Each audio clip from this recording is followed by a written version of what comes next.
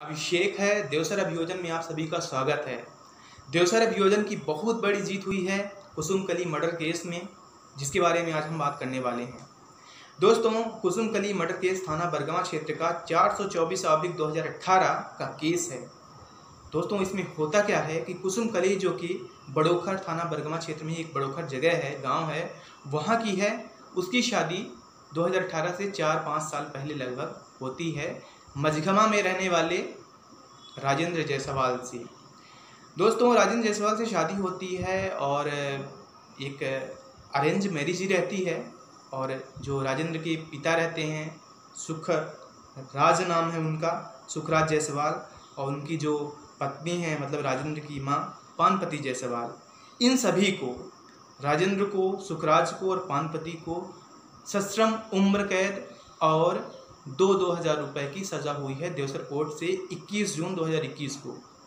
अब मैटर क्या है कि शादी के बाद से हल्का फुल्का झगड़ा होने लगा और धीरे धीरे बड़े झगड़े में तब्दील होता गया।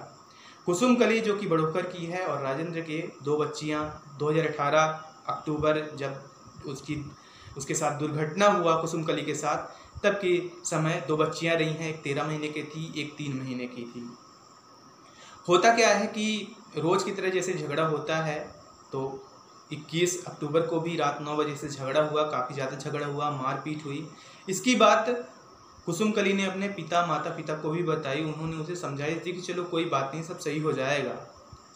लेकिन 21 के बाद जो 22 तारीख आ जाती है, रात 12 बजे के बाद 3 बजे रात जब कुसुमकली सो रही होती है, तो राजेंद्र, उसके जो पिता हैं सुखराज और पानपति, ये तीनों मिलके उस पर मिट्टी का तेल उड़ालते हैं।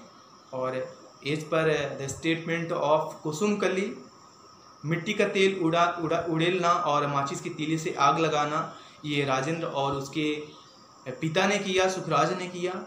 और जो उसकी वाइफ है सुखराज की, मतलब राजेंद्र की माँ है पानपति, वो बोली इसे मार डालो, जिंदा जला डालो, इसे भगा दो, जिंदा जला दो, हमारी दूसरी बहू आ जाएगी, कुछ इस तरह से। अब देखिए होता क्या है, उस दिन आग लगाने के बाद किसी ने इन्फॉर्म नहीं किया, इवन ना तो पुलिस को, ना तो हॉस्पिटल ले जाया गया।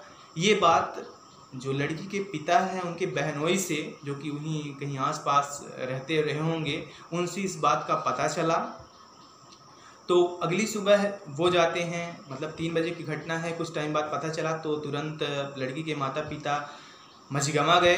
लेकिन जाने से पहले बरगवां थाना में इसकी रिपोर्ट भी कर गए थे।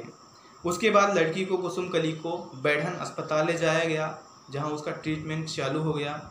लेकिन इतनी बुरी तरह से झुलसी थी, आप समझ सकते हैं कि उसका बॉडी अकड़ा हुआ था, अंदरूनी बाहरी हिस्सा काफ़ी जल चुका था, आधा फेस जला था, इवन तलवा जल चुका था।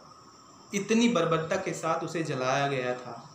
वो होशो हवास में तब थी जब वहाँ के चिकित्सक ने, डॉक्टर ने पुलिस को बोला कि आप इनका स्टेटमेंट ले सकते हैं।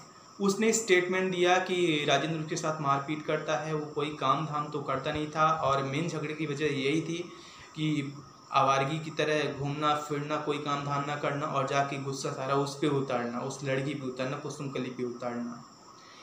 दोस्तों, इस अपराध में लड़का जिसे शादी हुई थी, उसके पिता और माता, ये सभी शामिल रहे। ये बात पुलिस को विवेचना के दौरान पता हो गई। जब पुलिस वहाँ गई तो देखी कि एक गैलन था मिट्टी का तेल का, उसमें मिट्टी का तेल था, वो उड़ेला हुआ था। कोका कोला का बड़ा वाला डिब्बा था, उसमें भी मिट्टी का तेल था, और माचिस की तीली, आधे जले हुए कपड़े, ये सब थे।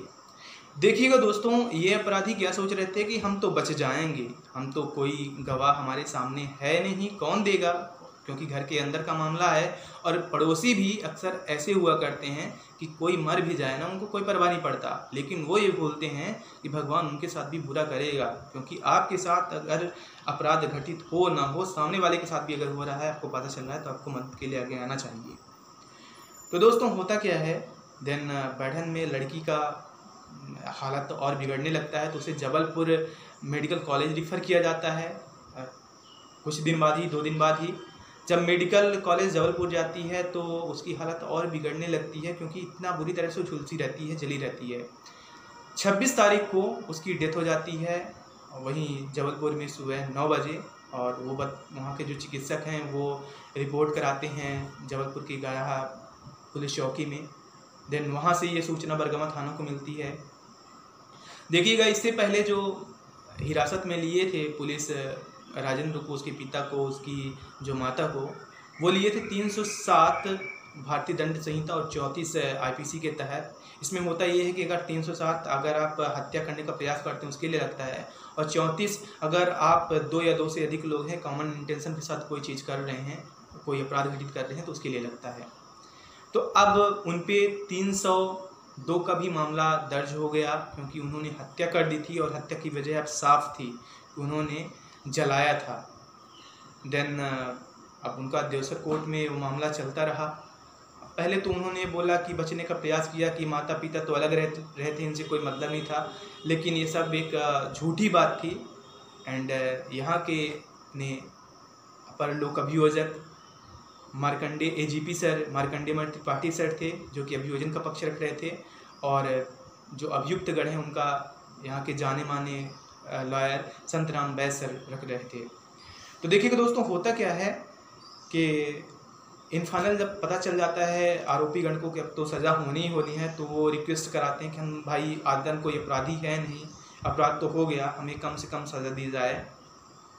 लेकिन अभियोजन ने इसका विरोध किया और बोला इतना जघन्य फिरात है, आपने उस लड़की को मार डाला, जिंदा जला डाला, बताइए। और 2 जो बच्चियां हैं, मासूम बच्चियां हैं, आपने उनका बचपन बर्बाद कर दिया, उनको बेसहारा कर दिया। अब ज़रा सोचिए कि ऐसा करने वाले राजेंद्र, उसके पिता, उसकी माता को मिला क्या? उम्र कैद मिला, सश्रम उम्र कैद मिला समाज से। ऐसा समाज जो कि अपराध के वक्त उनका सपोर्ट तो करता रहा होगा, तभी तो उनको हौसला मिल रहा था उन घर वालों को, लेकिन उसके बाद न कोई मदद के लिए आया, न कुछ कोई कर पाएगा, न इज्जत मिलेगी, न सम्मान मिलेगा। और सम्मान भगवान के सामने भी नहीं मिलेगा, जिसका हर कोई पाना चाहता है। शादी जैसा एक रिश्ता जो कि भगवान को आप साक्षी मान के, अग्नि को साक्षी मान के आप निभाते हैं, और ऐसे अपराध घटित करते हैं। दोस्तों, आप हमारे साथ बने रहिएगा, हम ऐसी घटनाएं आपके सामने लाते रहेंगे। ये कहानी ट्रांसक्राइब फॉर्म में आप डिस्क्रिप्शन बॉक्स में दिए गए लिंक पे जाके रीड कर सकते हैं। और दोस्तों, ऐसी घटनाएं होती रहती हैं, और मेरा मकसद रहेगा कि मैं ऐसी घटनाओं को आपसे रूबरू कराता रहूं। देवसर क्षेत्र के आसपास सिंगरौली ज़िले में जो ऐसी घटनाएं हो रही हैं, जो कि देवसर अभियोजन देखता है उन मामलों को, तो हम उसे ज़रूर आपके सामने से video form as well as transcribe form में पुट करेंगे, जिससे कि आपको ये समझ में आए कि आपके आसपास किस तरह की घटनाएं हो रही हैं और रियलिटी क्या है। आप हमारे साथ बने रहिएगा। जय हिंद।